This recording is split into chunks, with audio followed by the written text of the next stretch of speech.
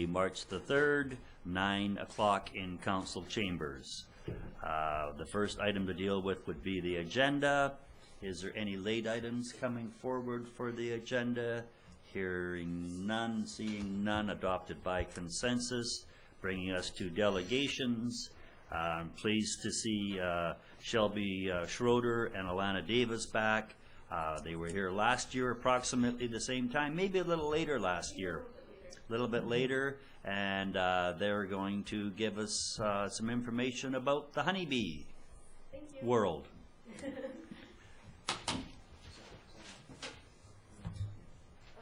So we just brought some of the signs that were put in by the town of Skeena-Queen last year. There's also so we just brought a few signs from last year that was funded by the town of Osoyoos. There's also a big, huge banner, but we figured that that might not fit in here, so we didn't bring it. So Alana will just go through a few of the things that we took part in last year and what happened with our bee project. And do you want to pass? I'll pass these out while you go through it. And if I may, you just have to get a little friendlier with that microphone there, because we are webcast now. A year ago we weren't webcast, so this is kind of neat so that people can tune in from around the world and look at the news of Osoyoos Town Council. So you can see with the camera. Yeah. So last year we had about 200. Excuse me, if you want to put them over here, the camera will be able to pick them up, your lovely posters. Great. One there, and one, maybe one here. Camera there. No. There, perfect. That's great. Okay, great. Thank you. So last year we had about 200 pots, and we ended up selling 95% of them, so it was great. We had 4 seedlings in a pot, and they were at $5, so we did good. Last year the town graciously donated the funding for the signs, the large sign and the 2 little signs, and they supported us, and we had the local Day of the Bee, so it was great. And so this year we plan on doing the same project, again having the sunflowers, and in addition to that we want to expand it and become it with a partnership with the elementary school, and we're also planning on selling potted herbs as well, because herbs are also very bee friendly, and the bees love little things like sage and lavender and things like that. So so with that in addition, and last year one of our ambitions were to have bee-friendly plants into the planters all along Main Street, and that is a little bit tricky with maintenance and just taking care of all of those. So this year we're hoping that instead of just having all of the planters, just utilizing a few, that being the planters across the street in front of that plain fence, and we're hoping we can come in contact with whoever owns that property, and we can set up our pollination station and put up our banner there. And we're also hoping to maybe utilize some planters in front of the town halls. We think that would be great with the market on Main Street, putting maybe a few placards in the planters just to advertise what we're doing and why we're doing it for the bees. And we're also looking into possibly creating a nectar trail, which is essentially like an animal corridor that they have for highways and stuff like that, but it's for pollinators. And so essentially it's sort of like a bee path or pollinator path, a garden that expands through communities to connect them from point A to point B. But we're going to see if we can come in contact with the Desert Center, seeing if they could help partner with that or take that on. And we were planning on setting up at Market and Main and taking advantage of all the public coming here and hopefully using the planters in front of the town hall. Oh, great! That sounds pretty neat. And of course, the honeybee is still being besieged worldwide, and yeah, and it's starting to get a lot of attention thanks to different organizations and a lot of awareness campaigns like ours. Okay, I know Councillor Rhodes was saying earlier that David Suzuki is full of doom and gloom on the fate of the honeybee, which is maybe a mirror of civilization. So maybe we should be paying a little more attention to this, or a lot more attention to this. So yeah, it's really great that you're taking on this initiative.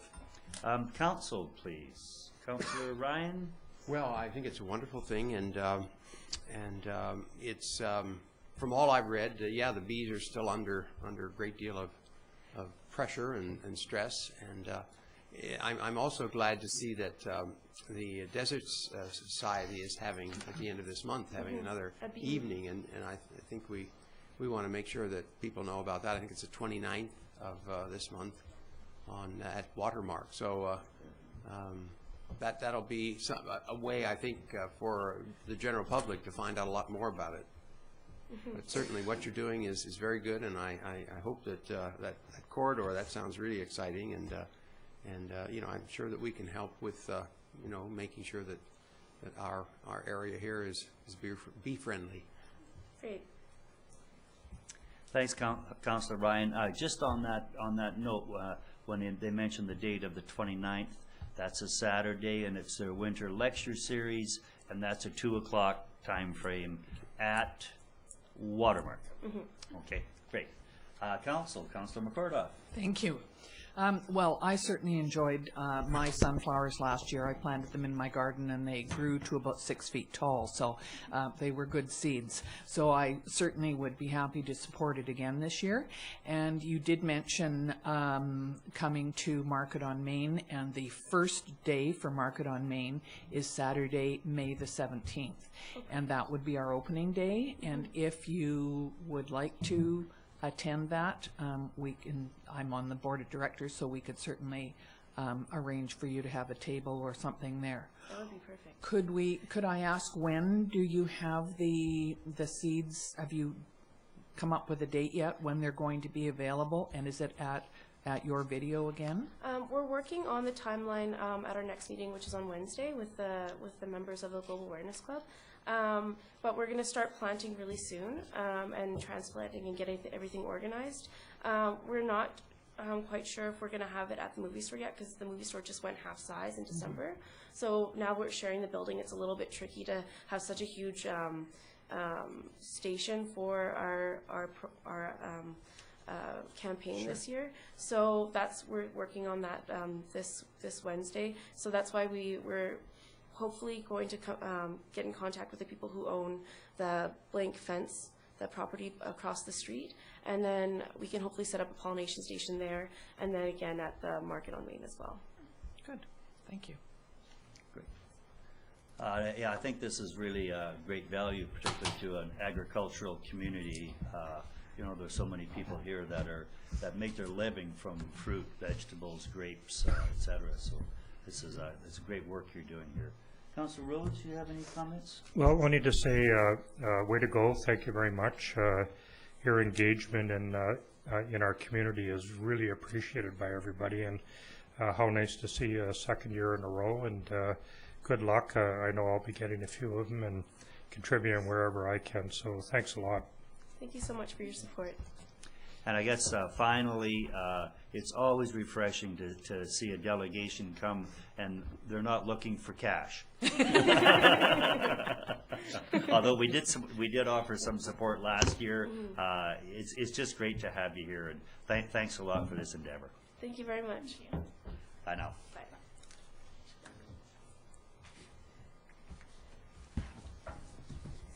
You could leave those for a while if you want.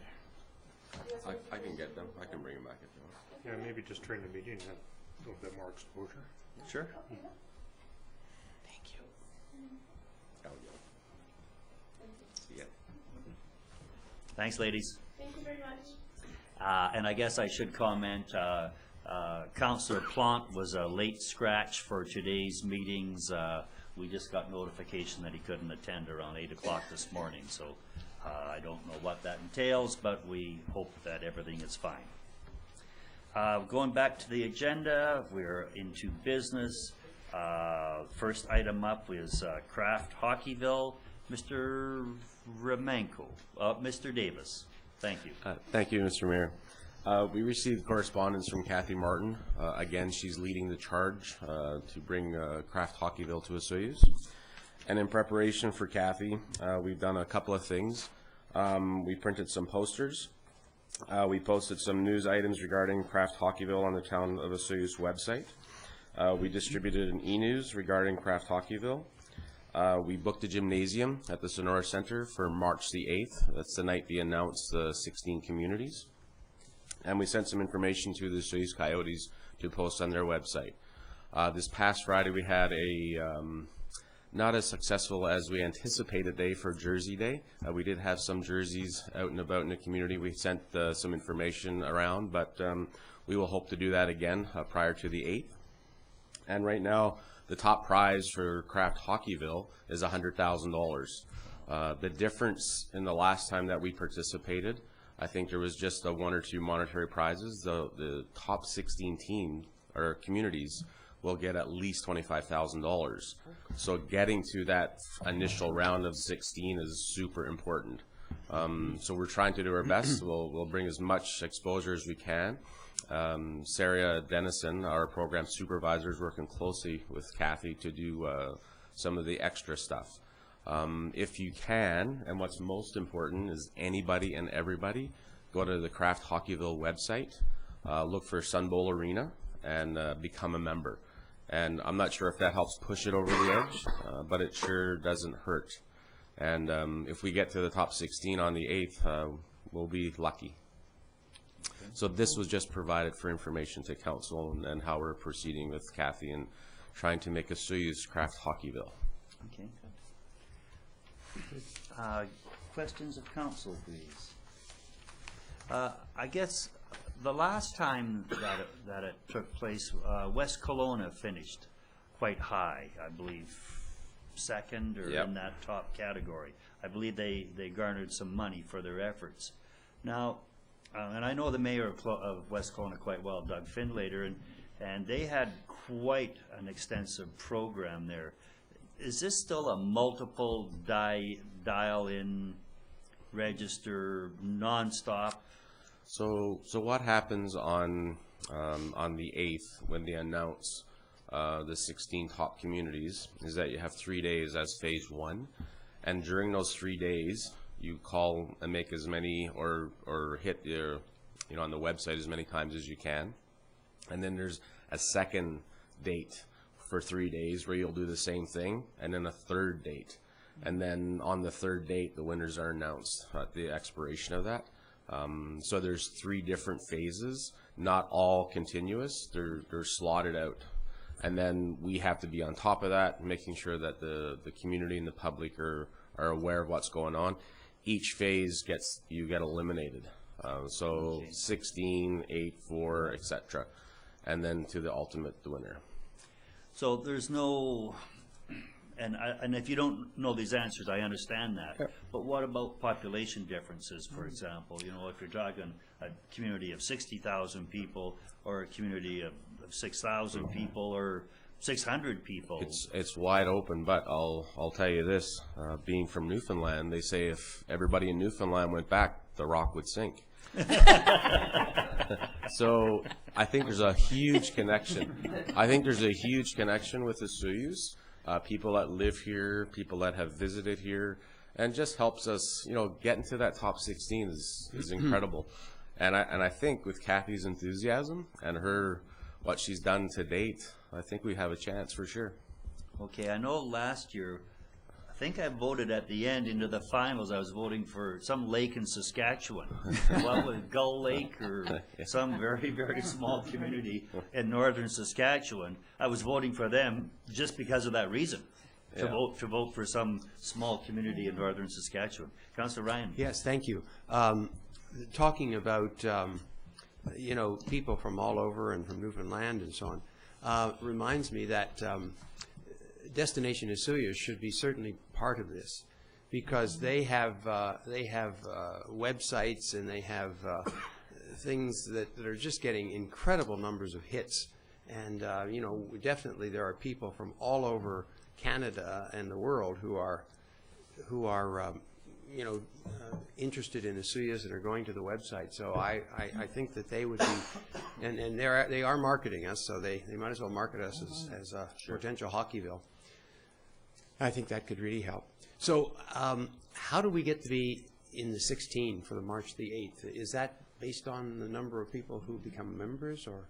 No, it is, well, I think that has a part of it, but there is an evaluation committee that's posted on the website that make that announcement. Okay. It might be, I know there's 8 or 16 from the east, 16 from the west, or 8 and 8 from the east and the west.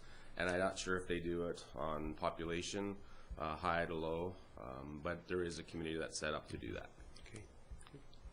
Maybe they could pick the town that has the most O's in its name or something like that. Council input, anything further?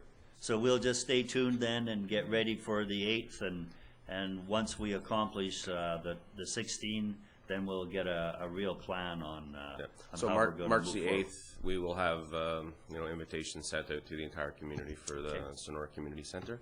Okay, So, great. Thank you. Mayor Wells? Yes. Can I ask what time? Do you have it? There's several other things on March the 8th, that's why I just wondered. it'll be an evening, like from 6 to 8 type of thing. Yeah. Thank you.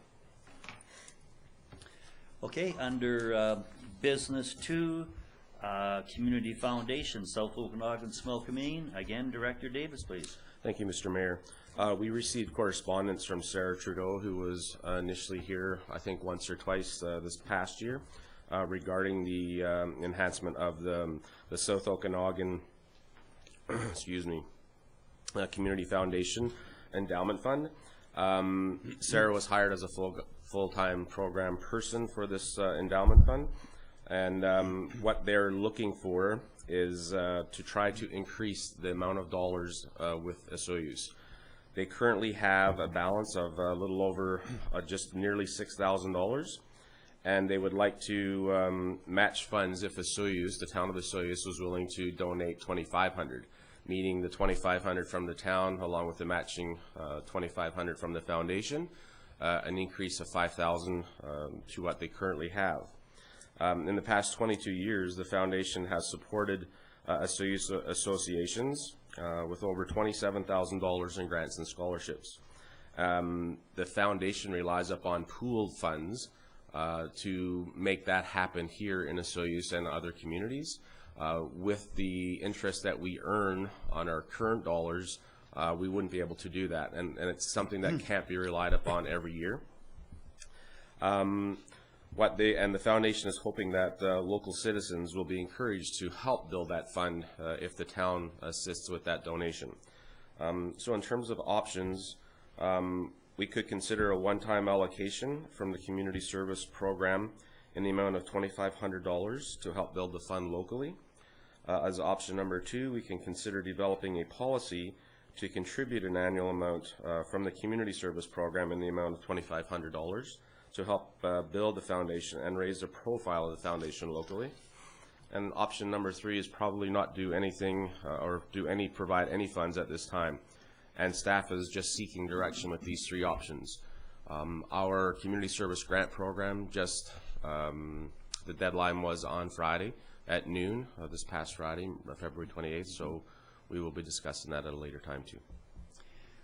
Okay, on this program, and I've, it's just starting to come around again with some strength in the town of Osoyoos, and I've joined into this committee, just sitting there from a town perspective, and there's about 4 other community members that are looking at steering this organization, and it's really quite unique, and I think it's just a great opportunity.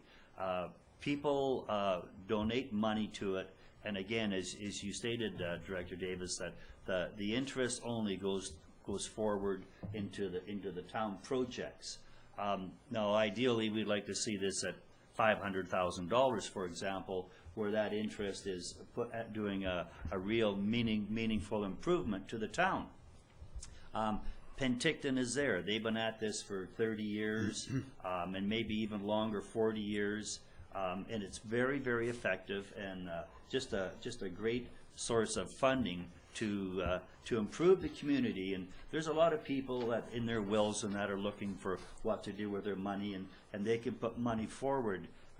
For example, in that amount, I guess it's in that $5,000 amount.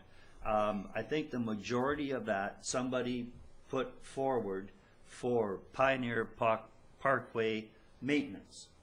And so that money is there and available, and that was their direction. So when it goes into the community foundation, which is operated out of Penticton, they have professional financial folks there doing investments, and they're handling, I think, in the millions of dollars with all the communities that are in.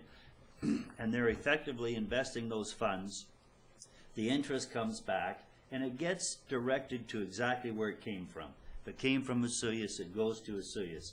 If it came from Osoyoos and you said Pioneer Walkway, it would go to Pioneer Walkway. So it's really unique where they're making good interest, and that interest is coming back and helping the community from whence it came, and actually the project that was singled out as where those folks wanted the money spent. And you know, there's legacy money in the museum, for example. I think they have some money that's been donated from people over the years. They have a legacy fund there, and this is new. We're just sort of getting to understand it. But I think the question should be, should they have their money where it's being professionally managed? You know, if they had, for example, and this is a for example, $50,000 of legacy money, should that be being invested and managed to get a great rate of return so that they can do some projects with that funding, you know, rather than have it in a bank account at 2.5% or something. So there's a lot of learning here that I'm trying to get caught up on, but I think it's an exciting program. And when I look at it right now and looking at the ask here, there's an ask for $2,500, and the community foundation is going to double that. Well, I like those kind of investments. I think we should be looking at that, and right now it doesn't have a financial component through our budget or through our financial through our CFA. So going forward, now I'm over to council for direction, please. Councilor Rhodes. Thanks. Just had a quick question, just for clarity. Is this the same group that was a delegation some time ago? And because they were talking about numbers that far exceeded anything that's on here, is it part of a bigger group, or? I think the pooled funds for our region is huge, and then the correspondence that we did receive, and we were part of the ones who applied for funding. It was $38,000 that town associations applied for, and they gave up $3,500, which in fact they could have only given $180 if it was directly from here. The numbers that they've dealt with and that they presented to council, I think, were the community foundation as a whole, and I'm not sure what those numbers were, but they were a much larger, I do believe, because I think it was the whole foundation and not just for Osoyoos. And if I can add to that, I think it's in the millions that they have.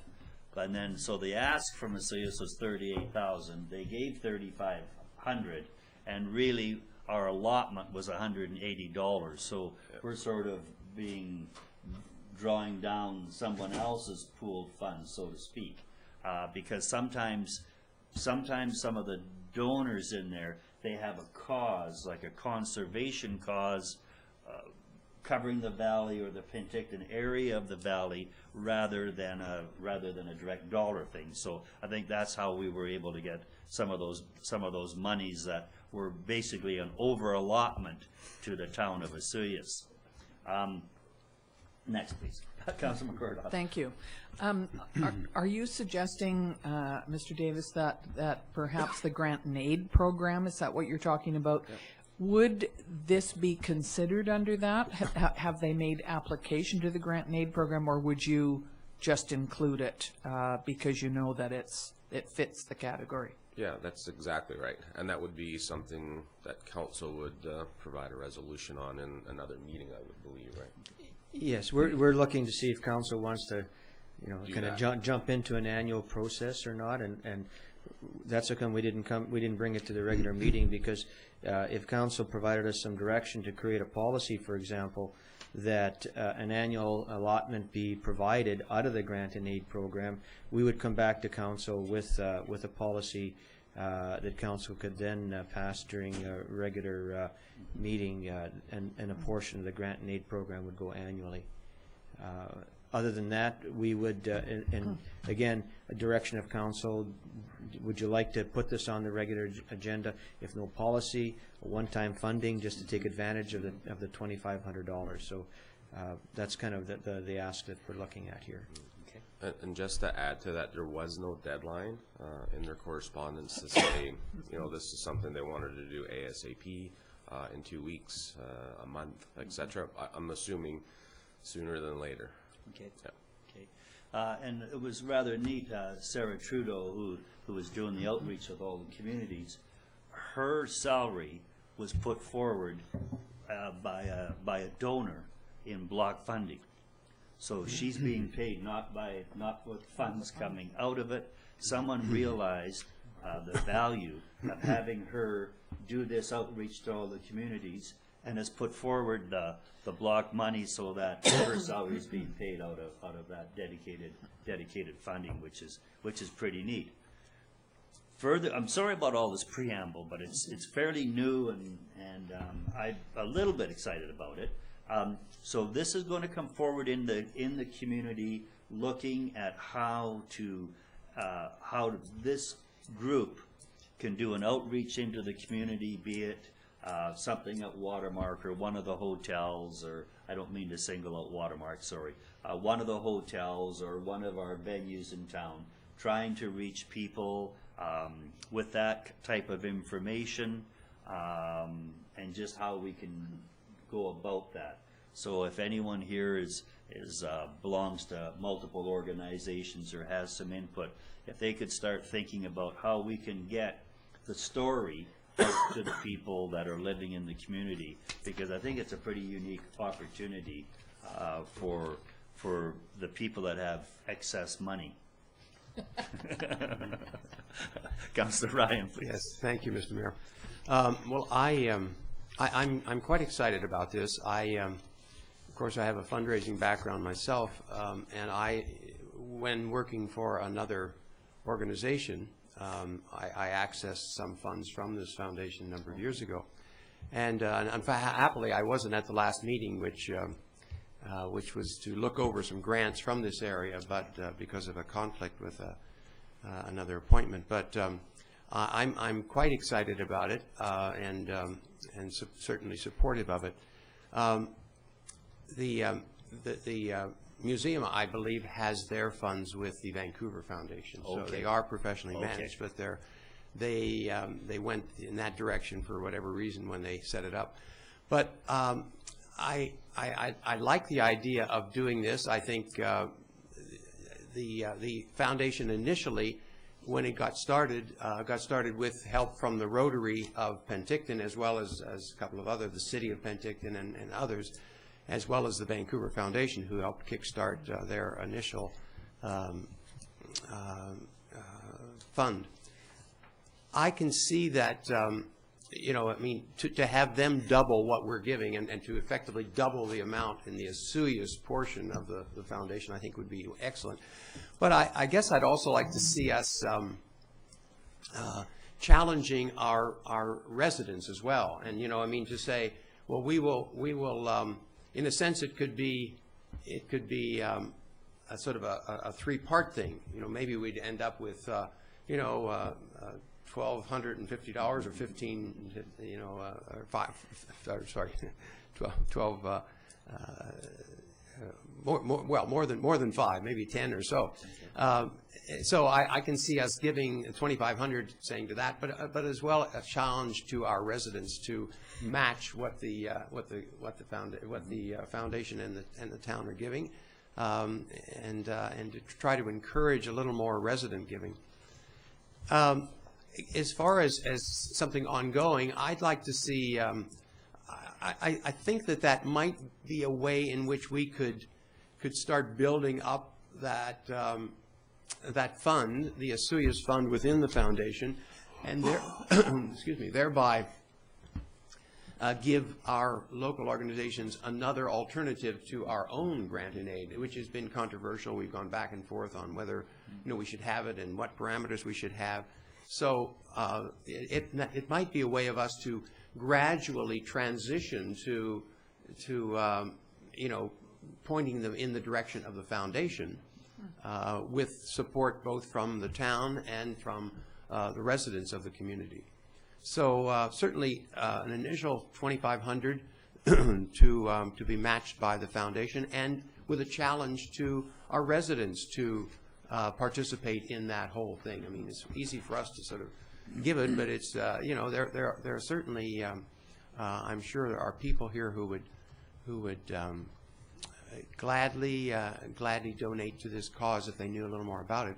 And they are, as you suggested, Mr. Mayor, they are going to have, the foundation is going to have some kind of a local orientation, information night for residents. So that's my feeling. Let's initially kick it off with the $2,500 with a challenge to the people of Osoyoos, and then ask for some kind of a policy that we might build this up and gradually transition our grant in aid perhaps to this. That would be, yeah, we have, the town of Osoyoos has, I'll just say, roughly $40,000 that goes out in grant and aid to many different organizations in town for many different reasons, and maybe that can somehow work into this, although, we certainly want that control. And I know that the organization is called the Community Foundation South Okanagan Similkameen, and I know when Sarah was over here with the meeting, Sarah Trudeau, somebody in Kiramias Costin had put up some money for the Similkameen. I don't know if that was the $2,500 matched, like I hope we're going to do, but I know the number was $5,000. That end result number, the $5,000 came up and got them started. So they're just getting started at the same time, and I think it's a great opportunity. Councilor McWhirter. Thank you. I agree. I think it's a great thing to move forward with. I'm not quite sure that I agree with option number 2. I think that because this is new, that we need to check it out, give it a year, see what kind of publicity we get around here, see what kind of interest we get from people in town. So I definitely think that we should allocate $2,500 to help with the foundation locally for this year. Perhaps next year we can see how well it's done, and we could look at it again if need be, or probably we will. Sure. So that works for administration. So we'll move this into resolution this afternoon's meeting. We could do that. That works for council. Absolutely. We don't need any more information. I don't think we'd be going ahead and doing the $2,500 for this year and further work into how that would look a year from now, sort of thing, and maybe getting that challenge going forward, getting that information out, and they were the people that put. Councillor Ryan, you have that survey there also. Yes, yeah, they're the people that did the vital signs survey, which talked about all the various communities and how the residents felt about a whole variety of services. Now, do we have any more of those at the front office, or do we know that? We had a few out there, but I don't. Okay, it's it's a great survey. Yeah. I'm sorry that it was their survey, and they brought some down and dropped them off. I'm sure we could ask them for a few more, and I believe it's on their website as well. Okay. But I'm sure we could ask for some hard copies. Okay, so we'll just take this existing report and move it to the afternoon. Okay. As a request Sure. for decision Sure. on the matter. Okay, Councillor Ryan. Yes, one final thing you mentioned. We'd like to have control, and I think that the outreach that they're doing is to actually achieve that very thing. They're asking for support groups in the various communities, and part of their role would be to look at at projects that are coming from those communities for grants. And so there is still that input that the community has on somehow prioritizing those grants or approving them. Okay. As a recommendation to the final committee. Great.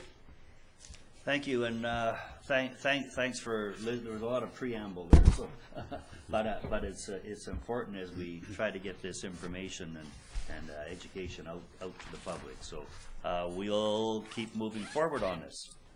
Under business 3, the Wish property, back again, ALR exclusion application, and again, this is coming up to a non-resolution, non-voting meeting, so we'll have to get this in and see how that works. So I'll turn this over to Director Cunningham, please. Okay, report 5 on the Wish property. On December 2nd, 2013, Council rejected supporting an ALR exclusion application for the Wish property to go forward to the Agricultural Land Commission. The application was presented by Rod Cook and Jordan Etlinga of Kent McPherson as agents of the owner, Kevin Demers of Pembroke Estates.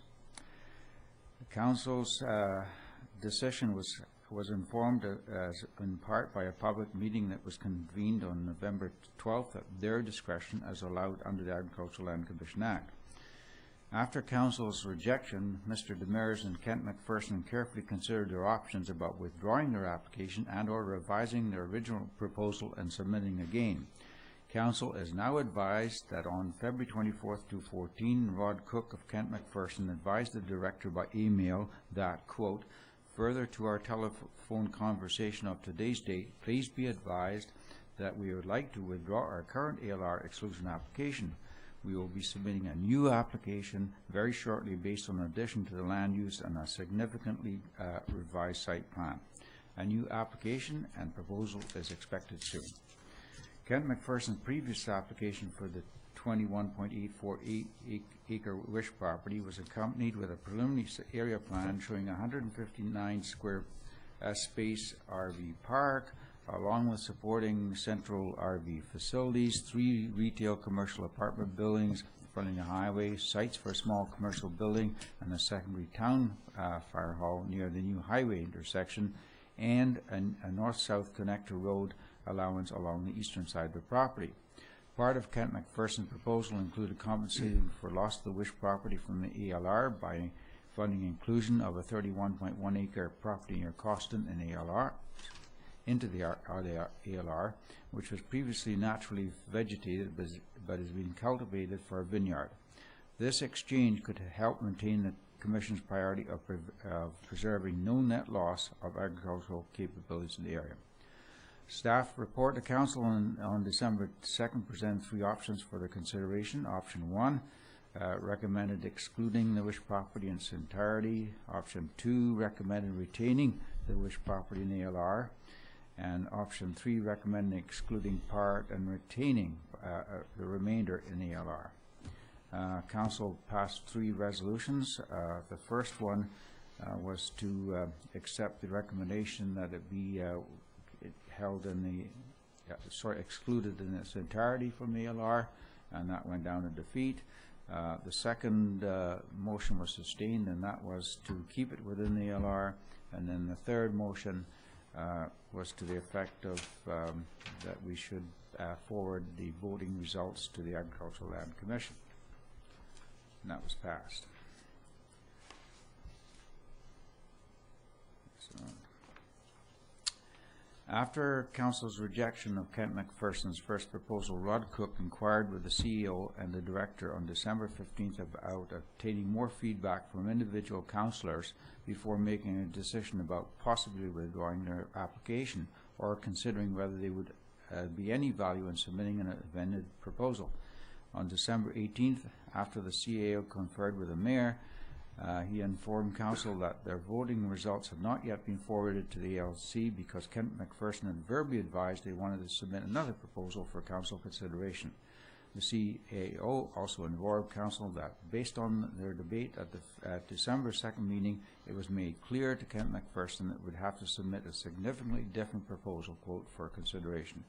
In the same vein, staff subsequently advised Kent McPherson that they would have to submit a new application rather than amend their previous one. As mentioned, a new application and proposal is expected soon. Recommendations. Staff recommends that 1, council invite Kent McPherson to present the new proposal at a COW meeting. 2, council subsequently advises staff whether or not they wish to convene another public meeting before proceeding to final determination. And just to clarify, that's completely at your discretion. It's not legal requirement you do that. And then 3, council deal with motion 21913 regarding forwarding their voting results to the ALC as a business matter under the new application process. Thank you, Director Cunningham, and there's no recommendations or anything on that. This is... Yeah, we just... So I guess they're they are recommendations. Okay, there they are. Three Okay. Sometimes they're comments. In this case, they are recommendations. Yeah. Thank you for that. Council's wishes, please. Councilor McCordoff. Thank you. I read this report with great interest because it seems that we have to deal with the Wish property again, and I think we've dealt with it many, many times. I'm a little bit concerned about inviting them to present their new proposal at a COW meeting without first checking that the significantly different proposal is significantly different. And I'm wondering whether how we deal with that part. Would you and Mr. Menko have a look at it first and make a recommendation to us, or I'm just not sure how this is proceeding. But I'm a little annoyed that that they may just not change it enough. But what's enough? I'm not sure. That's a terrific point. And Director Cunningham, thank you. Thank you. That's a terrific point, and I fully anticipated concerns like that, and certainly I'd be in contact with the consultants and enforce on them that it has to be significantly different, and to the point of reviewing exactly what it is that they're proposing to do, and giving my opinion, whether that meets the criteria or not. Personally, I think they will play ball this time round. I fully appreciate your concerns, but unless things change quite significantly from the conversations we've had, I think that the criterion will be met. Councillor Rhodes. Thank you, Mr. Mayor. Well, just so I can throw my opinion in, I'm more than happy to see them almost under any circumstances. I would anticipate, because it was defeated last time, that perhaps, like you indicated, there would be a recognition that profound change would be necessary, but I'm more than happy to give them that opportunity, and I think that we, I don't know whether we're legislated to do that, but I think certainly out of respect we should do that, because then we would be sending a message that, at maybe at some point in the future the property may sell, maybe a new group would come in with a different, and we don't really want to close the door on that, so I'm more than happy to see them at any time under any circumstances. So, thanks, Councillor Rhodes. I guess, Councillor. Yes, thank you, Mr. Mayor. I'll take up the last position. Okay. I'm not sure that we can not see them. I certainly feel that if they have a new proposal and it's vetted by and they work with our administration and our planning staff, and it comes to us, they know from the past what has happened here and what has happened at the Agricultural Land Commission. So it's really up to them, and I'm not going to say in advance that I'm not interested in seeing it. I think it's our obligation to look at it, and we have several choices. We can not comment on it. We can not take a position. We can say yes. We can say no, as we did the last time. But I think when they come and when staff say that they're ready to present to us, I'd be happy to hear them. Okay. And I also would be in favor of this coming around again and see what the new information is and what the new proposal was. I will not use the word behooves, although this would probably be a great time to use it. But I thought you were doing it 3 times. but I think there's an obligation for the governance of the town to have a look at a new proposal. They can always change. We've looked at many, and here we are. And if they keep coming forward with things that could be attractive to the town, be that design change or amenities or whatever that package has, I think we should be having a look at that, particularly in light of the economy here. If there's ever been a time where the town could use a little shot in the arm, this would certainly be it and be worthwhile looking at. So I'm quite interested to see what they would bring forward. Okay, thank you, Council. That's very clear in terms of your directions.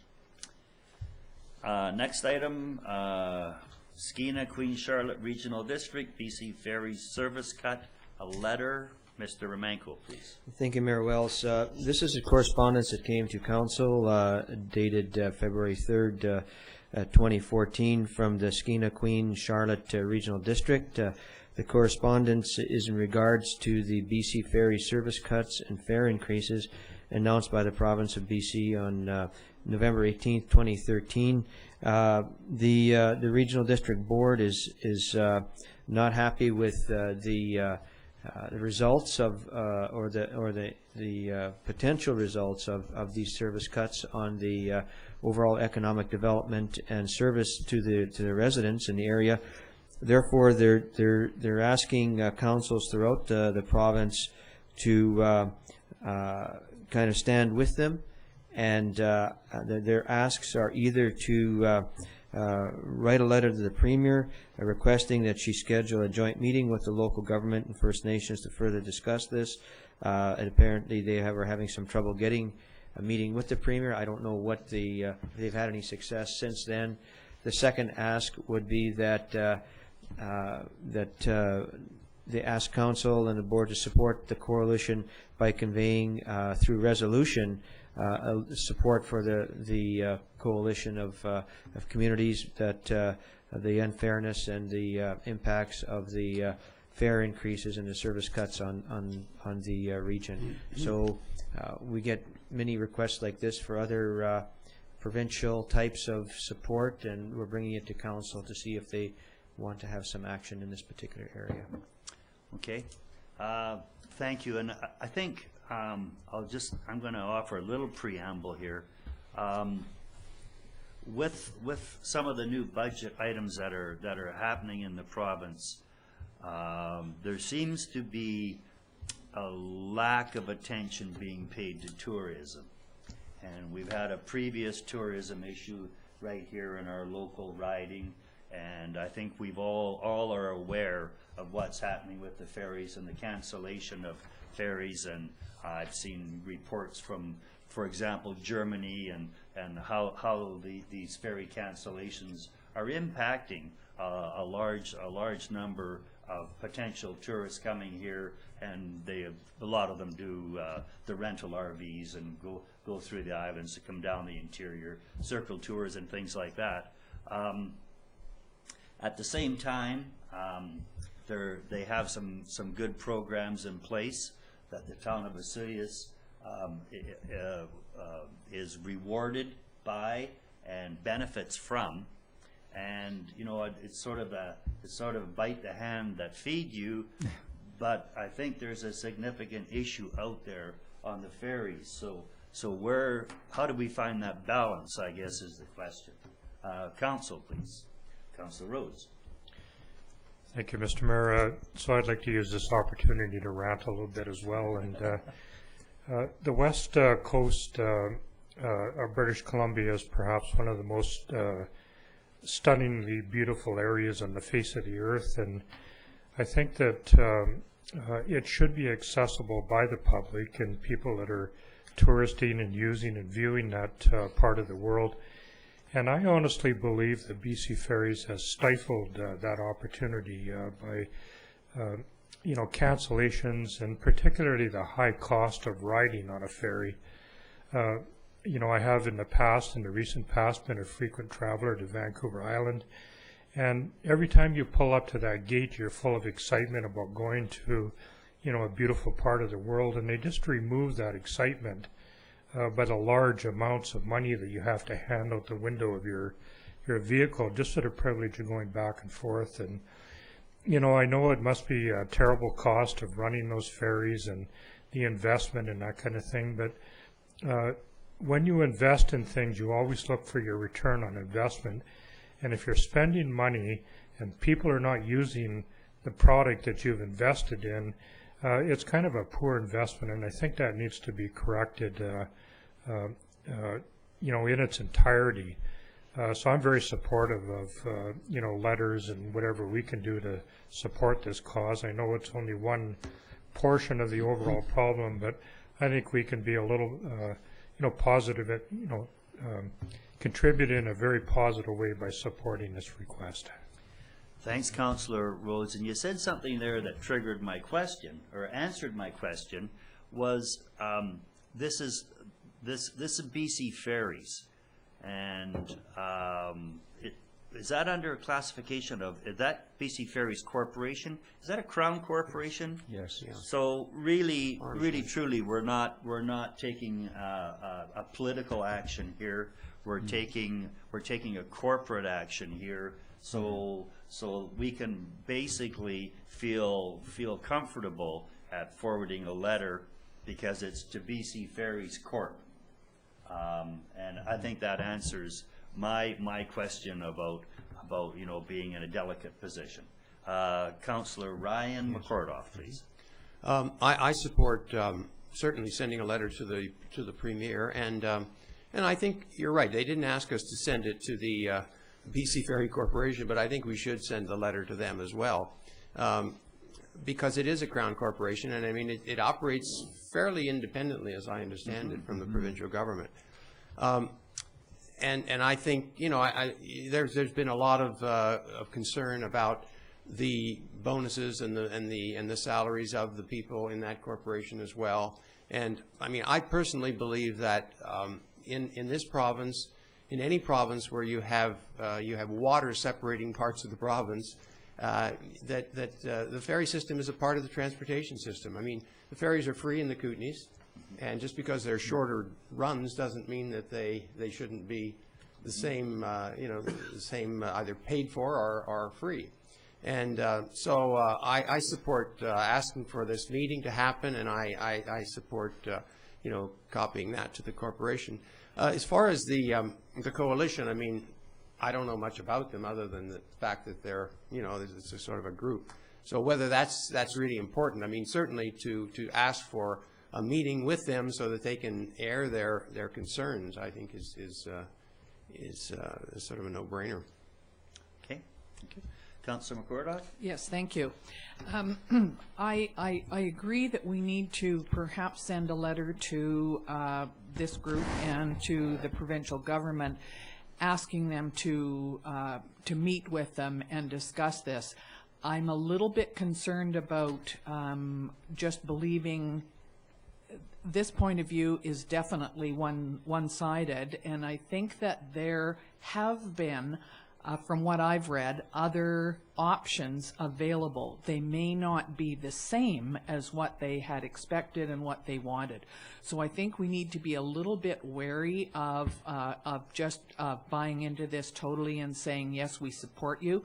I think it needs to be looked at a little bit further, and I think that they need to look and see how are the people who are coming over, our visitors and our tourists, how are they going to be impacted just because 5 days a week service has been moved to 4, and I'm not saying it is, I'm just thinking that that might be an option. Does that do we need to be jumping up and down and saying, oh my goodness, the whole place is, it's ruined?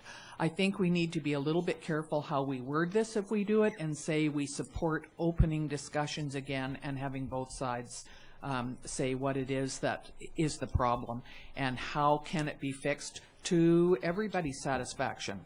Obviously, there's some give and take there. Mr. Romanko.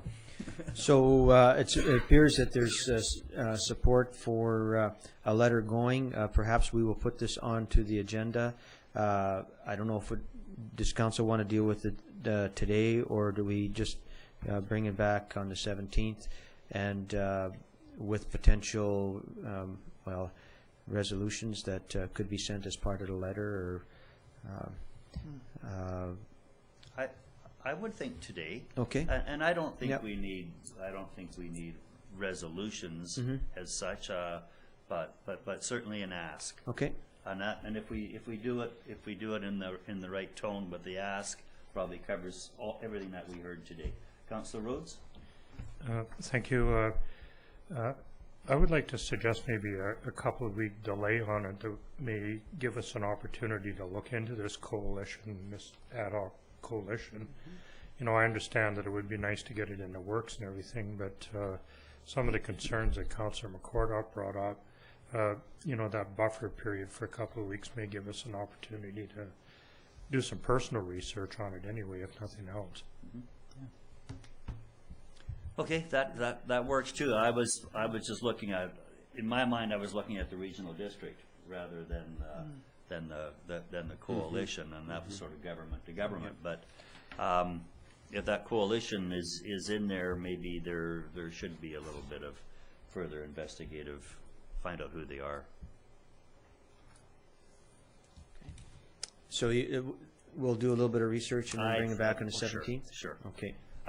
Because it could be sensitive. Well, I don't want to be on the wrong side of this. And to just to make comments, sometimes you are better off maybe writing a letter government to government as opposed to jumping in with coalitions, because you really don't know what their without exploring their mandates and their actions and their credibility and that the government to government often works much better.